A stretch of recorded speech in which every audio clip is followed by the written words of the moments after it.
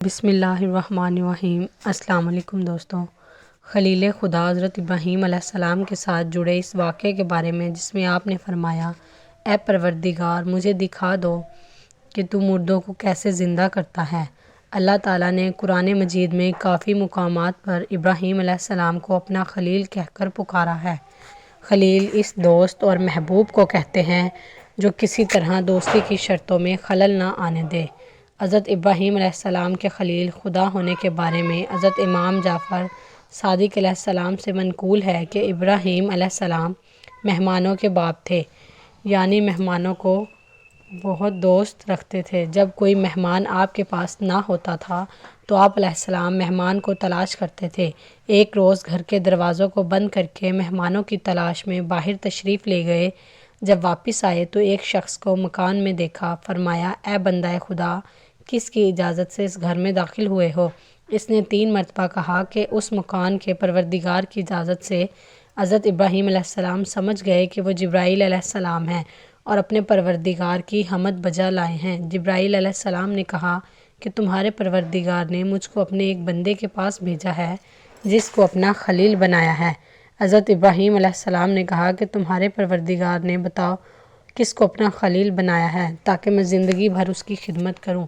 جبرائیل علیہ السلام نے کہا کہ آپ ہی وہ شخص ہیں۔ پوچھا، مجھ کو خلیل کیوں کر قرار دیا ہے؟ جبرائیل علیہ السلام نے کہا، اس لیے کہ تم نے کسی سے کسی چیز کا سوال نہیں کیا اور نہ کسی کے سوال کو رد کیا ہے۔ رسول خدا صلی اللہ علیہ وآلہ وسلم سے منقول ہے کہ خدا نے ابراہیم علیہ السلام کو اس سبب سے خلیل بنایا کہ لوگوں کو کھانا کھلاتے تھے اور اس وقت نماز پڑھتے تھے جبکہ سب لوگ سکون کی نیند سو رہے ہوتے تھے۔ ایک دفعہ حضرت ابراہیم علیہ السلام دریا کے کنارے سے گزر رہے تھے کہ آپ کی نظر ایک ایسے مردار پر پڑی جو دریا کے کنارے پڑا ہوا تھا۔ دریائی اور خشکی کے درندے اسے کھا رہے تھے، پھر یہ درندے بھی ایک دوسرے کو کھانے لگے۔ یہ دیکھ کر حضرت ابراہیم علیہ السلام کو تعجب ہوا۔ اس منظر نے حضرت ابراہیم علیہ السلام کو ایک ایسے مسئلے کی فکر میں ڈال دیا جس کی کیفیت سب تفصیل سے جاننا چاہتے ہیں، اور وہ ہے موت کے بعد مردے کس طرح زندہ ہوں گے۔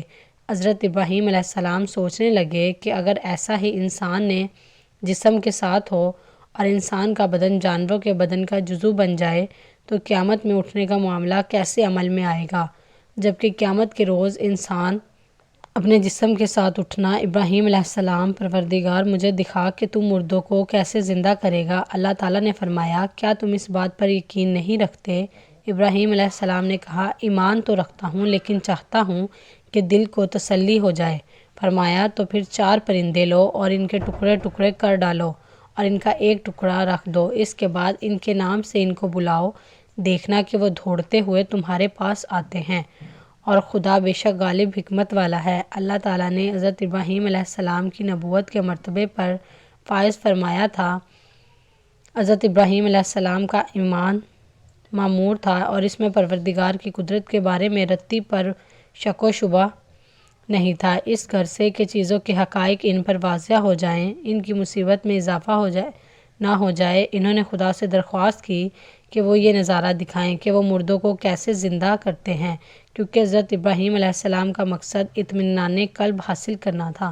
اس لیے خدا نے ان کے پاس وحی بھیجی کہ 4 پرندے پکڑو، انہیں ذبح کرنے کے بعد ان کا قیمہ کرو اور اسے آپس میں ملا دو، پھر اسے چند حصوں میں تقسیم کرو اور ہر حصہ ایک پہاڑی پر رکھ دو، پھر ان پرندوں کو بلاؤ تاکہ وہ خدا کی اذن سے زندہ ہو کر تمہارے پاس آ جائیں۔ حضرت ابراہیم علیہ السلام نے خدا کے حکم پر عمل کیا اور پرندوں کو ذبح کرنے کے بعد ان کے گوشت کا قیمہ باہم ملا دینے اور پھر تقسیم کرنے کے بعد انہیں مختلف پہاڑوں پر رکھ دیا۔ آپ علیہ السلام نے ان پرندوں کی چونچیں اپنی انگلیوں میں پکڑ لی اور اپنے پاس دانہ اور پانی رکھ لیا، پھر ان پرندوں کا نام لے کر ان کو آواز دی کہ خدا کے اذن سے زندہ ہو جاؤ، تو ان حیوانوں کے بعض اجزاء بعض کی طرف اڑے اور ان کے بدن درست ہوئے اور حق بدن اپنی گردن اور سر سے آ کر جڑ گئے۔ ابراہیم علیہ السلام نے ان کی چونچیں چھوڑ دی تو وہ اڑے، زمین پر بیٹھے اور آستانے میں سے پانی پیا اور کہا کہ اے پیغمبر خدا، آپ نے ہم کو زندہ کیا، خدا آپ کو زندہ رکھے۔ حضرت ابراہیم علیہ السلام نے فرمایا، نہیں، بلکہ خدا مردوں کو زندہ کرتا ہے اور وہی ہر چیز پر قادر ہے۔ یوں حضرت ابراہیم علیہ السلام نے مردوں کو زندہ کرنے کی شکل میں قدرت کا یہ عظیم مظاہرہ اپنی آنکھوں سے دیکھ لیا تو ان کے قلب کو، جو پہلے ہی ایمان کی دولت سے مالا مال تھے، مزید اطمینان حاصل ہوا۔ آخر میں آپ کو یہ بات بتاتے چلے کہ 4 پرندے جو حضرت ابراہیم علیہ السلام نے ذبح کیے تھے کون سے تھے۔ یہ 4 پرندے مختلف قسم کے پرندوں میں سے تھے، کیونکہ اس کے بغیر حضرت ابراہیم علیہ السلام کا مقصد پورا نہیں ہو سکتا تھا۔ اس لیے ضروری تھا کہ ہر پرندے کے اجزاء اس کے اصلی بدن میں واپس آئیں، اور یہ مختلف قسم کے ہونے کی صورت میں ہی ثابت ہو سکتا تھا۔ مشہور روایت کے مطابق وہ 4 پرندے اور برگ، کبوتر اور کوا تھے۔ جن پہاڑوں پر حضرت ابراہیم علیہ السلام نے ان پرندوں کے اجزاء رکھے تھے، ان کی تعداد کا ذکر قرآن مجید میں نہیں ہے، لیکن روایات اہل بیت علیہ السلام میں یہ تعداد 10 بتائی گئی ہے، اور روایات کے مطابق یہ پہاڑ اردن یا شام کے پہاڑوں میں سے ہیں۔